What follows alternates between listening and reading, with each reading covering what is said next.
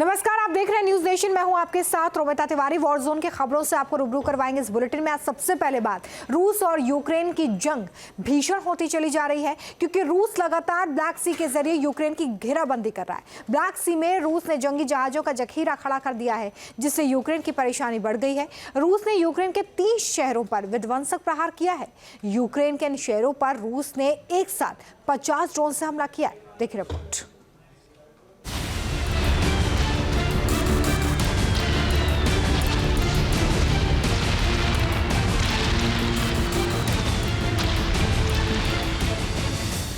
Ukraine पर रूस का विध्वंसक प्रहार, 50 बार तबाही विकराल।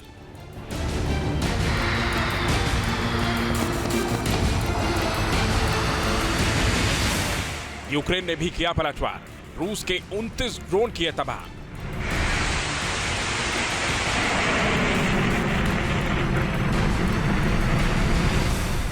रूस और यूक्रेन की जंग बेहद ही विनाशकारी मोड़ पर पहुंच चुकी है।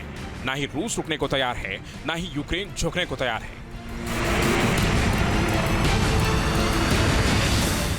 अमेरिका के निर्वाचित राष्ट्रपति डोनाल्ड ट्रंप भले ही बार बार ये दावा कर रहे हैं कि वो जंग को रुकवा देंगे, जंग को रोकने की कोशिश करेंगे, लेकिन उससे पहले दोनों ओर से हमले नहीं रुक रहे हैं।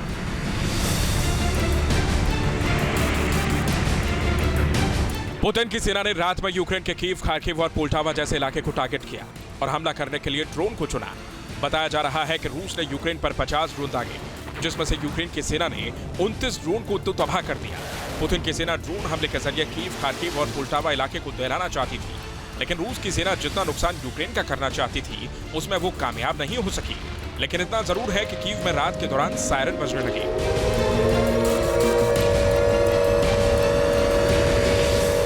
रूस की ओर से यूक्रेन पर गाइडेड मिसाइल से भी हमला किया गया। इतना ही नहीं, रूस की ओर से 28 एयर स्ट्राइक भी यूक्रेन के ठिकाने पर रूस ने की। बताया जा रहा है कि रूस के आसमानी बमबारी में यूक्रेन को काफी नुकसान भी हुआ है।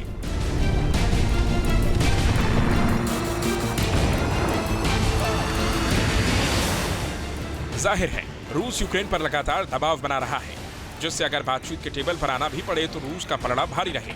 यही वजह है कि रूस लगातार यूक्रेन पर दबाव बना रहा है।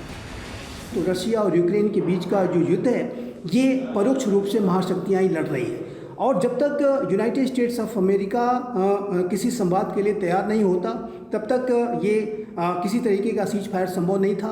लेकिन डोनाल्ड ट्रंप के एडमिनिस्ट्रेशन के दौरान अब अमेरिका बातचीत के लिए तैयार है। इस वजह से अब इस युद्ध में एक सीज फायर की संभावना बनती दिखाई दे रही है।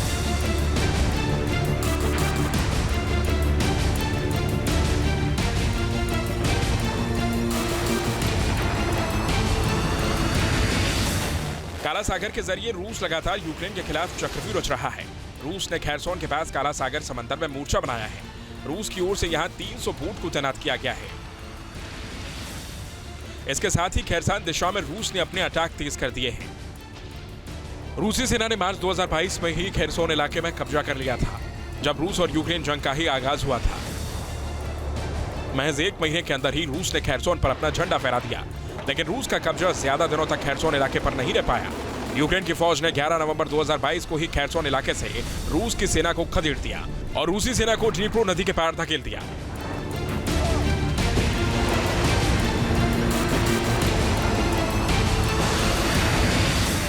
लेकिन अब एक बार फिर पुतिन एंड कंपनी खैरसोन शहर पर कब्जे की रणनीति बना रही है, लेकिन ज़ेलेंस्की की ओर से भी जवाब दिया जा रहा है।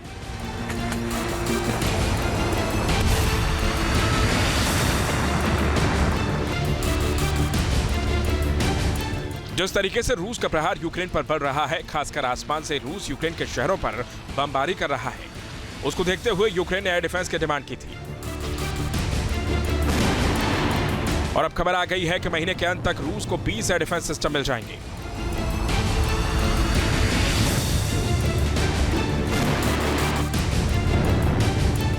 अमेरिका हॉक सिस्टम दे रहा है, तो नॉर्वे NASAMS सिस्टम दे रहा है, तो वहीं जर्मनी की ओर से IRIS-T डिफेंस सिस्टम दिसंबर 2024 के अंत तक यूक्रेन को मिलेंगे।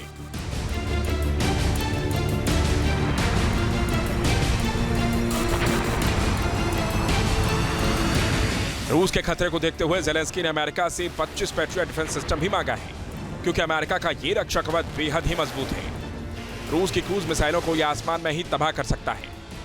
पिछले कुछ दिनों में रूस ने यूक्रेन पर क्रूज मिसाइल से अटैक किया है। यही वजह है कि ज़ेलेंस्की बार-बार अमेरिका से पैट्रियट डिफेंस सिस्टम की मांग कर रहे हैं। जाहिर है, जिस तरह दोनों देशों की ओर से तैयारी चल रही है, उससे एक बात तो साफ है, रूस और यूक्रेन का जंगी मोर्चा फिलहाल खामोश तो नहीं रहने वाला है।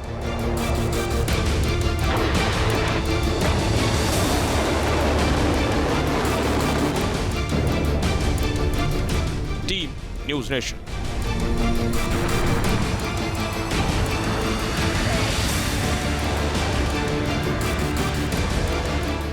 न्यूज नेशन अब व्हाट्सएप पर खबरों के ताजा अपडेट के लिए न्यूज नेशन के इस क्यूआर कोड को स्कैन करें।